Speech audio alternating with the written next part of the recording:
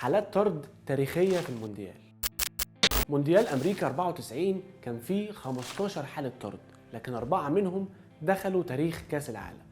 في مباراة الافتتاح ما بين ألمانيا وبوليفيا، وبعد ما يورجن كلينسمان سجل هدف التقدم لألمانيا، نزل هداف بوليفيا ماركو إتشبيري في الدقيقة 79 عشان يحاول يسجل التعادل لفرقته.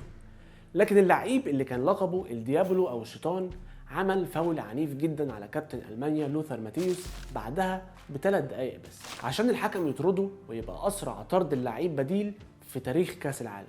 وفي ماتش المجموعة الخامسة بين إيطاليا والنرويج، وبعد 21 دقيقة خرج حارس مرمى إيطاليا جان لوكا من منطقة جزائه عشان يمنع انفراد، صد الكرة بإيده بره المنطقة عشان يبقى أول حارس مرمى في تاريخ كأس العالم يطرد. روبرتو باجيو خرج ونزل مكانه لوكا ماركيجياني، وبقت إيطاليا أول فريق في تاريخ كأس العالم يعمل 3 تغييرات عشان تستفيد من قاعدة السماح بتغيير ثالث في حالة حارس المرمى، واللي كانت بتطبق في المونديال ده. وبعدها بيوم في مباراة البرازيل والكاميرون والنتيجة 1-0 للبرازيل، لاعب الكاميرون الناشئ وقتها سونج عمل فاول بتهور كبير جدا على بيبيتو عشان يطرد. سونج اللي كان فاضل له اسبوع واحد ويتم 18 سنة بقى اصغر لعيب يطرد في تاريخ كأس العالم.